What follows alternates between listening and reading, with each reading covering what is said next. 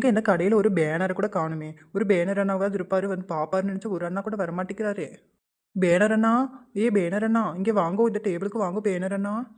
ஓ, நீ ஏன் மானத்தை வாங்காத? அது பேனர் கிடையாது, பேரர். இல்லைன்னா வெயிட்டர்னு சொல்லணும். நீ என்ன பேனர் பேனர்? பேனர்னா இந்த கடைக்கெல்லாம் கட்டுவாங்க பத்தி, அதான் பேனர். பேனர் பேரரு எல்லாம் ஒன்று தான். நான் இங்கிலீஷ் டீச்சருக்கு இங்கிலீஷ் சொல்லி தராதீங்க என்ன, சரியா? எனக்கு எல்லாமே தெரியும், நீங்கள் அமைதியாக இருங்க. மேடம், உங்களுக்கு சாப்பிட என்ன வேணும்? ஆத்தி, இது என்ன கஜினி சூர்யா கணக்கா உடம்புலலாம் எழுதிட்டு வந்திருக்கிறீரு?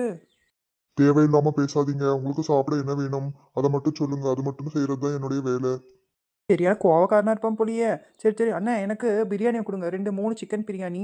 அப்புறமேலு ஒரு லெக் பீஸ் வச்சு நல்லா ஒரு கிரேவி மாதிரி செஞ்சு கொண்டு வாங்குவோம். இந்த வெளியூர்லலாம் செய்வாங்க இல்லையா, இந்த செட்டிநாடு அப்படி இப்படி சொல்கிறாங்க இல்லையா, அந்த மாதிரி ஒரு நல்லா கிரேவியாக செஞ்சு கொண்டு வாங்குவோம். அப்புறம் சிக்கன் 65 ஒரு பிளேட் கொண்டு வாங்குவோம். எல்லாம் எடுத்து சுட சுட ஆவி பறக்க பறக்க கொண்டு வந்து டேபிளில் வைங்கோ.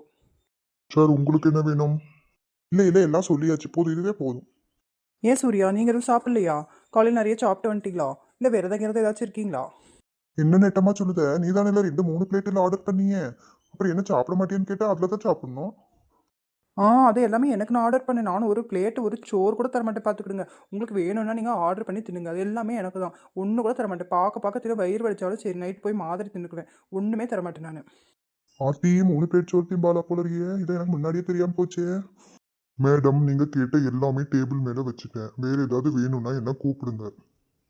இந்த ஆள் சரியான லூசா இருப்பான் போலியே. என்ன வேற ஏதாவது வேணுமான்னு வேற கேட்கறான். அவளே காய மூடிட்டு கிடக்க. இவன் வேற ஏதாவது வேணும்னா கேளுங்கன்னு வேற சொல்றானே. ஐயோ, என் காசு பூரா போயிடும் போலியே. சரி சரி கஜினி சூர்யா சார், ஏதாவது வேணும்னா நான் உங்களை அவசியம் கட்டாயம் கண்டிப்பாக கூப்பிடுகிறேன். இப்போது நீங்கள் செல்லலாம்.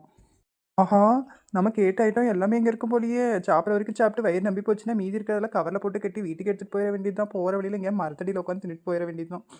சரி, போட்டாவை பிடிச்சிட்டு இதெல்லாம் நீயே தின்னு தொலைகி. நான் போய் பில்லை கட்டிட்டு அங்கே நிற்கேன். இதெல்லாம் பார்க்க பார்க்க எனக்கு வயிறு தான் எரியுது பார்த்துக்க. அப்புறம் நான் பார்த்துக்கிட்டே இருந்தால் உனக்கு வயிறு வலிக்கும். திங்க எப்போ வயிறு வலிக்கும். நான் அங்கே போய் நிற்கேன். ஒரு டீ காப்பி தான் குடிச்சிட்டு கிடைக்கேன். நீ தின்னுட்டு வாங்க.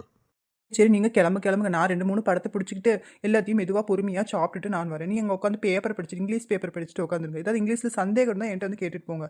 நான் இங்கிலீஷ் டீச்சருங்கிறதும் நீங்கள் மறக்கவே கூடாது, சரியா? மக்களே, நீங்களும் என்ன போல் இந்த பிரியாணியவே பார்த்துட்டு இருக்காதீங்க. உத்து உத்து பார்க்க நான் பார்த்துட்டு தானே இருக்கேன் உங்களை. இந்த பிரியாணியவே பார்க்காதீங்க. நம்ம சேனலுக்கு ஒரு சப்ஸ்கிரைப் பண்ணி விட்டு இந்த பிரியாணி வீடியோ உங்களுக்கு பிடிச்சிருந்தா ஒரு லைக்கை போட்டு விட்டு போங்க மக்களே. ஏதாவது இந்த நெட்டை வெளிக்கிட்ட நீங்கள் பேசணும்னு நினச்சிங்கன்னா ஒரு கமெண்ட்டை போட்டு விட்டு போங்கோ. நன்றி. நான் எல்லாத்தையும் பொறுமையாக சாப்பிட்டுட்டு நம்ம சூர்யா கூட வீட்டுக்கு போயிட்டு வரேன். நன்றி. Tata tata.